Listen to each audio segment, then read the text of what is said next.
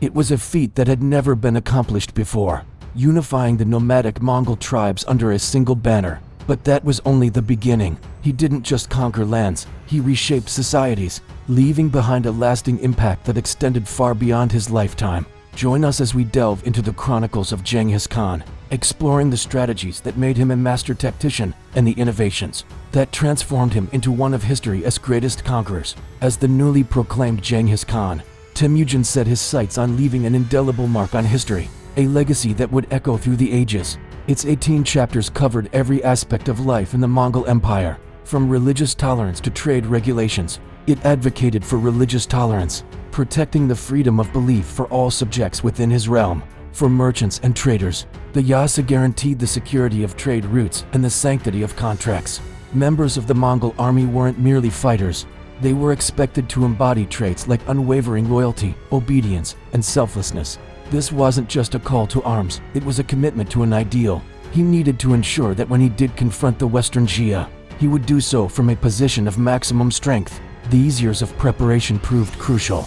Genghis Khan built up a vast army, trained his troops in advanced military tactics, and forged alliances with neighboring tribes. And standing at the precipice of his growing empire, Genghis Khan knew that this was just the beginning. When he finally went to war against the Western Jia, he did so with a force that was not only ready for battle, but prepared to overcome any challenge. We've explored the rise of Genghis Khan, his unification of the Mongol tribes, his introduction of the groundbreaking Yassa, the transformation of the Mongol military under his leadership, and his strategic approach to his first major campaign against the Western Jia. We've witnessed how Genghis Khan's vision of a unified and prosperous Mongol empire took shape, laying the groundwork for one of the largest empires in history. Mongol soldiers lived by a code that demanded not just physical prowess, but also mental fortitude and moral integrity. The victories we've seen here are just the first chapters in a saga that will span generations. And as the Mongol Empire grows, so too will the challenges and complexities that come with wielding immense power.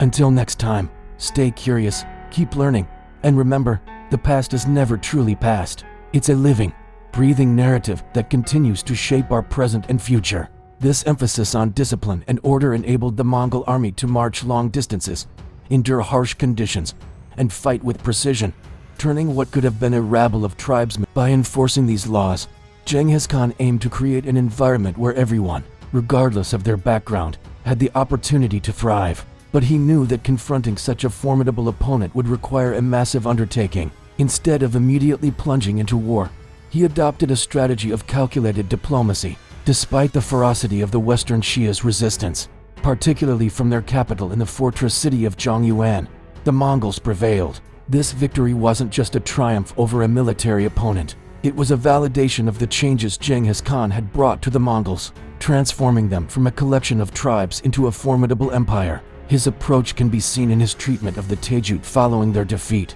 Instead of eradicating his enemies, he offered them a choice: submit and live or resist and die. This act of restraint demonstrated his strategic thinking. He understood the value of time and resources, knowing that a prolonged conflict could drain his forces.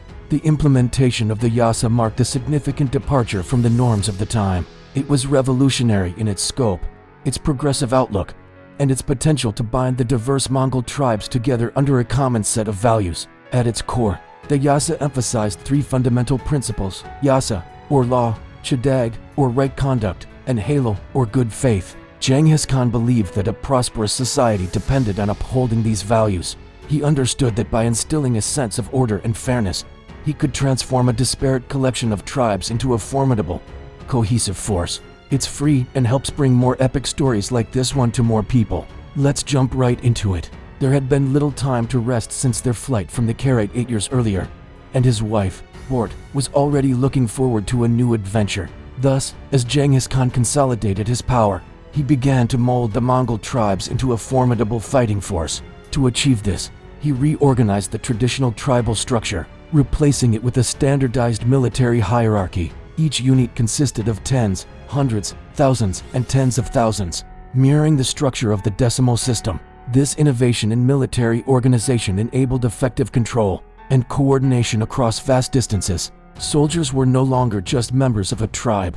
They became integral parts of a well-oiled machine, each gear working in harmony with the other. After all, She had given birth to their son Yagatai less than 2 weeks earlier, but when the Taijut sent emissaries to negotiate peace, Temujin sensed an opportunity for something greater. In our previous episode, we saw how Temujin cleverly maneuvered, forging strategic alliances and crushing opposition, eventually prevailing in the crucial battle against his archenemy, the Taijut clan leader, Jamukha. This victory marked a pivotal point in history, but what truly sets Genghis Khan apart is not just his military prowess, but also the systematic and legal foundations he laid for his growing empire. Before we begin, remember to hit the like button. When Temujin returned to his camp at the Anan River after defeating Jamukha, he found his family and followers preparing for a life on the road again. Instead of seizing the chance to take a breather, he used the lull to assemble an alliance of the major Mongol clans. After several days of deliberations and festivities,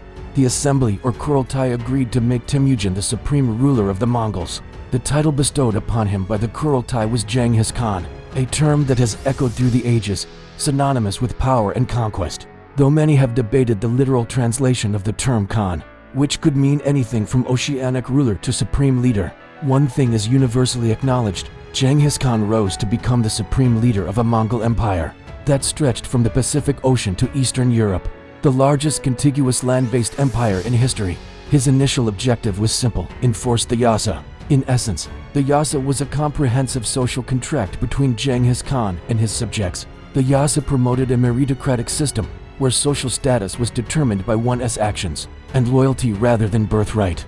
But even the wisest of laws require a strong military to enforce them. This standardization wasn't just about logistics, it was about instilling discipline.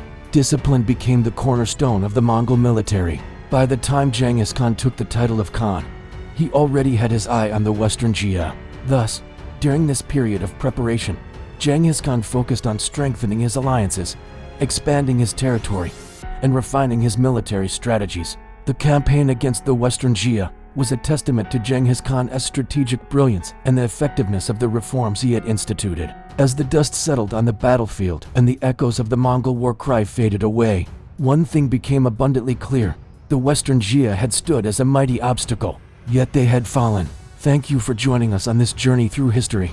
But as we bring this episode to a close, remember that Genghis Khan's story is far from over. As we prepare to journey further into the annals of history with our next episode, we invite you to become an integral part of our community. We eagerly anticipate your continued presence as we navigate the twists and turns of history together.